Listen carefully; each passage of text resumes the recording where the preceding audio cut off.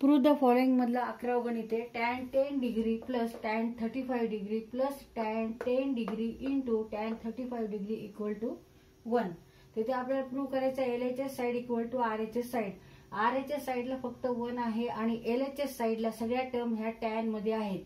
आणि इथे 10 degree plus tan 35 degree आणि इथे ह्या दोन्हीमध्ये मल्टिप्लिकेशन आहे. tan 10 degree into tan 35 degree. Solution. तर इथे आपण 35 plus 10 45 degree tan 45 degree equal to tan 35 degree plus 10 degree किंवा 10 डिग्री प्लस 35 डिग्री घेतलं तरी चालेल. आता इथे आपल्याला फॉर्म्युला वापरायचा a plus B. tan a plus B.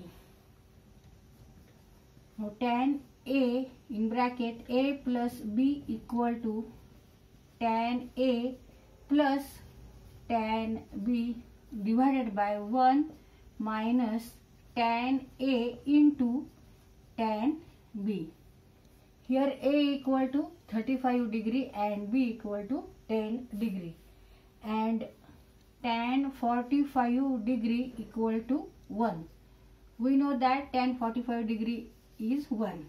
Therefore tan 45 degree is 1. Right here 1 equal to, now use this formula and expand this, tan 35 plus 10 degree. Tan 35 degree plus tan 10 degree divided by 1 minus tan 35 degree into tan 10 degree. आता इथे आपल्याला cross multiplication घ्यायचं. इथे denominator काही नाही, इथं 1 धरायचंय. 1 upon 1 1 आणि इकडे cross multiplication 1 into 1 minus tan 35 degree into tan 10 degree. 1 into 1 minus tan 35 degree into tan 10 degree equal to 1 into tan 35 degree plus tan 10 degree equal to 1 minus tan 35 degree into tan 10 degree equal to tan 35 degree plus tan 10 degree. आपण इथे 1 नी ह्या टर्म्सला multiply केले आणि इथे answer लिहिले. इथे 1 नी ह्याला मल्टिप्लाय करून आन्सर इथे लिहिले. आता इथे हे निगेटिव्ह tan 35 इंटू tan 10 ही टर्म पूर्ण आपण राईट हँड साइडला न्यायची. Therefore 1 equal to tan 35 degree plus tan 10 degree. ही टर्म इकडे आल्यावर इकडलं साइन बदलणार आहे. निगेटिव्हचं पॉझिटिव्ह होणार आहे म्हणजे मायनसचं plus tan 35 degree into tan 10 degree. आता हे पूर्ण आपण LHS साइडला लिहून काढू आणि 1 आपण RHS ला लिहू आणि ह्याप्रमाणे इथे आपण लिहून काढू. tan 10 degree plus tan 35 degree plus tan 10. आधी tan 10 डिग्री लिहू कारण ह्या दोन्हीमध्ये मल्टिप्लिकेशन त्यामुळे आधी ही टर्म लिहिली तरी चालेल. 35 degree equal to 1. LHS equal to RHS.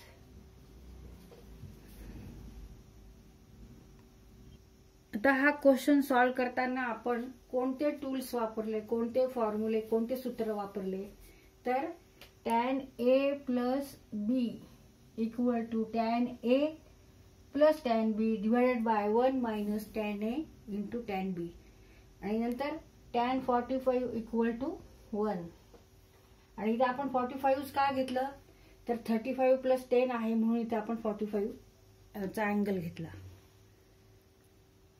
And also tan 45 equal to 1.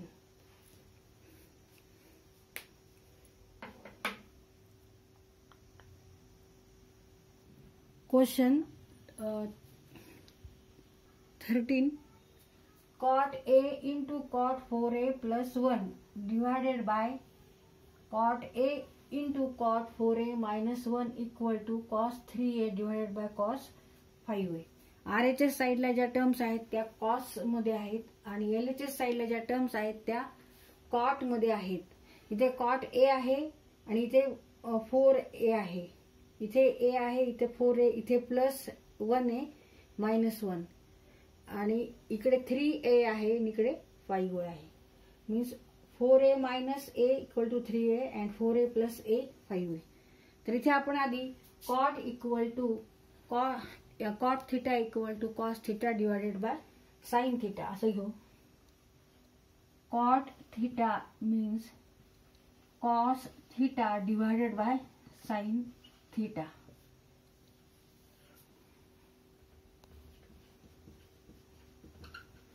Solution. Now LHS side of the equation is cot A into cot 4A plus 1 divided by cot A into cot 4A minus 1. The cot A means what?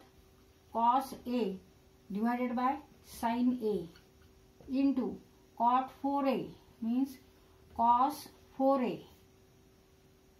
Cot म्हणजे cos upon sine. Cot theta means cos theta upon sine theta. Cot 4A means cos 4A upon sine 4A plus 1 divided by. आता इथे सुद्धा cot and cot आहे. Cot equal to cos upon sign.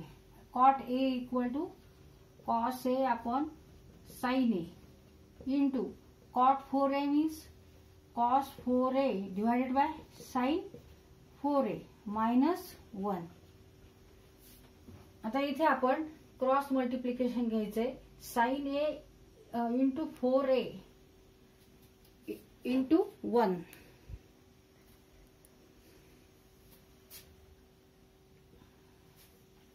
आणि ह्याच्या खाली 1 धरायचं आहे. आपण इथे पण 1 धरायचं आणि cross multiplication cos A into cos 4A.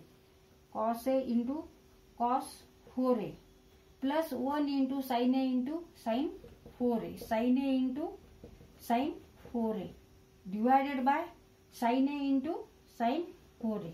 आपण जशी अपूर्णांकाची बेरीज करतो त्याप्रमाणे केली आहे. फ्रॅक्शनची जशी आपण ऍडिशन करतो त्याप्रमाणे ऍडिशन केली आहे. आता न्यूमरेटरला डिनॉमिनेटरला पण तसंच मल्टिप्लिकेशन करायचे. Cross multiplication cos A into cos 4A cos A into cos 4A minus sin A into sin 4A divided by sin A into sin 4A. sin 4A. आता ह्याच्यामध्ये काय टर्म्स कट होतात बघायचं. आता इथे sin A आहे, इथे पण sin A, इथे sin 4A, इथे पण sin 4A. तर इथे हे कट करून टाकू आपण. Remaining terms are now cos A cos 4A cos A cos 4A plus sin A sin 4A आणि डिनॉमिनेटरला cos A cos 4A minus sin A sin 4A. sin A sin 4A minus cos A cos 4A cos A cos 4A minus sin A sin 4A sin A sin 4A and it is equal to cos 4A minus A and cos 4A plus A. इथे आपण कोणता formula वापरला. cos A minus B and cos A plus B. cos A minus B cos in bracket A minus B means cos A cos B plus sin A sin B and cos A plus B साठी cos A cos B minus sine A sine B. तर हे दोन फॉर्म्युले इथे वापरलेत आपण. No 4a minus a means 3a cos 3a and 4a plus a means 5a cos 5a and it is equal to RHS side. Therefore, LHS side of the equation equal to RHS side. LHS side equal to RHS side. तर हा question solve करताना आपण कोणकोणते identity वापरले आहेत, कोणते फॉर्म्युले वापरले आहेत. तर cot theta equal to cos A upon sine A means cot A equal to cos A upon sine A and cot 4a equal to cos 4a upon sine 4a. ह्या आयडेंटिटीवरून आपण हे लिहिलंय. आणि नंतर दोन फॉर्म्युले वापरले आपण, cos A minus B and cos A plus B. Cos A minus B हा फॉर्म्युला वापरला 4a मायनस ए साठी, म्हणजे cos A cos 4a plus sine A sine 4a means what cos 4a minus A means cos 3a. आणि इथे हा formula cos A plus B means cos A cos B minus sine A sine B. ह्यासाठी हा formula आहे आणि ह्याच्यासाठी हा formula आहे.